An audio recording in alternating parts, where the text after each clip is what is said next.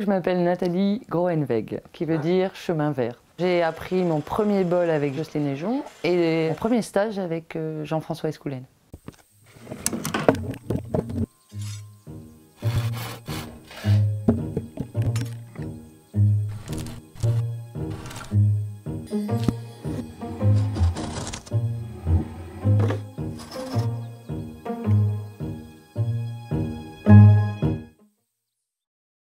J'ai commencé par des trembleurs, j'étais assez influencée par Jean-François.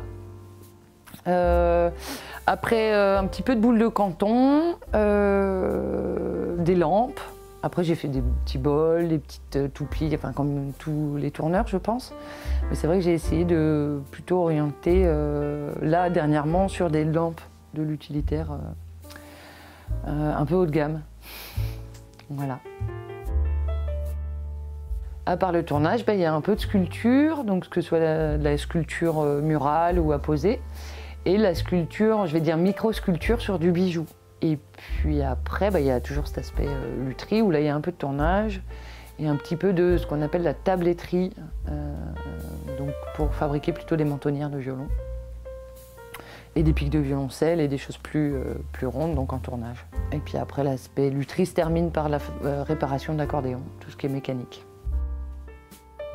J'aime bien dissocier mon travail de sculpture, ce sont des pièces, et mon travail de tournage, c'est autre chose. Il y a une telle élégance de la courbe, je sais pas, même la semaine dernière, j'étais hyper contente, j'ai fait un mortier pilon. Ça faisait hyper longtemps que j'en avais pas fait. Je me suis dit, voilà, une belle courbe, un joli bois, pouf, c'est efficace. La nature, les formes, la nature, le mouvement, peut-être un peu. Ouais, je dirais la courbe, hein, pour moi, c'est quelque chose qui demande déjà de travailler son œil sans arrêt. Ça, je le vois beaucoup quand on est en formation, quand on est dans une formation. C'est pas forcément évident d'avoir une courbe tendue ou de se dire, bah voilà, comme dit Yann, effectivement, c'est une émotion. Quand est-ce que tu as une émotion? Il y a peu de gens qui sont en lien avec cette émotion.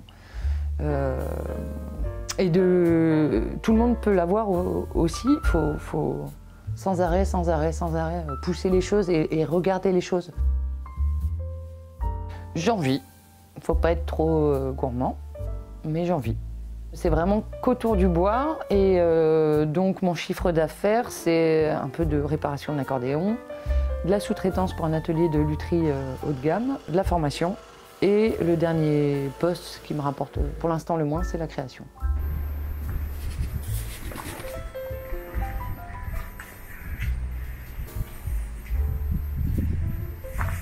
Et bonjour, bienvenue à l'atelier.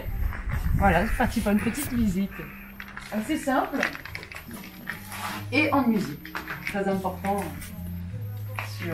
pour les journées. Voilà, donc simplement le tour avec les différents outils, un peu de copeaux, une petite lampe assez modulable que j'ai récupérée chez mon dentiste. Après, j'ai un petit espace ici où ça me sert pas mal bricoler, réparer, poser des choses, voilà, avoir tous les outils à dispo. Un espace d'affûtage avec donc une meule à sec et puis une tormec. Voilà. Ensuite, on a du coup une petite perceuse à colonne là, avec tout ce qui est mèche pour percer. Un petit espace là de travail ponçage avec une petite scie à ruban derrière qui m'aide beaucoup pour le tout petit. Et on termine par la scie à ruban un peu plus conséquente. Alors moi je vais surtout parler de ceux qui ont marqué ma carrière entre guillemets, qui m'ont permis des choses. La première personne qui est pas très loin, c'est Jocelyne Ejon. Ça c'est clair, elle a été vraiment une rencontre qui m'a fait beaucoup réfléchir sur beaucoup de choses. Plutôt philosophique. Ensuite, il y a eu Jean-François Escoulène. Ça, c'est incroyable ce qu'il m'a donné, notamment pendant la formation longue, avant même le stage ici, le lieu. Enfin, ouais, Jean-François et Monique. On oublie souvent Monique, mais ouais, les deux. Et puis, quelqu'un qui a marqué aussi au niveau des rencontres, c'est Jacques Vézery, qui m'a permis d'aller participer à des collaborations un peu partout dans le monde entier. Quelqu'un de très chouette, qui m'a ouvert des portes. Après, au niveau artistique et émotion de travail, des gens comme Benoît Averly, qui marquent au niveau de leur travail. Pascal Houdet aussi, je trouve que c'est vraiment quelqu'un qui son travail m'émeut beaucoup. Et puis quelqu'un que je ne connais pas encore, mais j'espère rencontrer un jour, c'est Thierry Martenon, qui aussi m'émeut beaucoup au niveau de ce qu'il renvoie, mais bon, je pense que je suis loin d'être la seule. Et je me définis moi plutôt donc artisan. Je vois ma famille qui est dans un milieu très pas du tout artistique, trouve que je suis une artiste. Ce terme-là ne me correspond pas. Je me sens sur une certaine rigueur de l'artisan, puisque j'ai passé du temps à apprendre une technique. Et pour moi, je suis artisan d'art du coup. Aujourd'hui, malgré tout ce à quoi j'ai pu toucher plus ou moins, le tour reste quand même la chose la plus hypnotique et la plus rapide. Je trouve que c'est vraiment d'une efficacité le tour à bois, waouh. Mais ça reste pour moi, ça reste un outil parmi tant d'autres. Ce qui compte pour moi, c'est la matière en fait. Être volontaire, mais moi c'est vrai que je pense que j'arrive à en vivre parce que j'ai pas tous les œufs dans le même panier.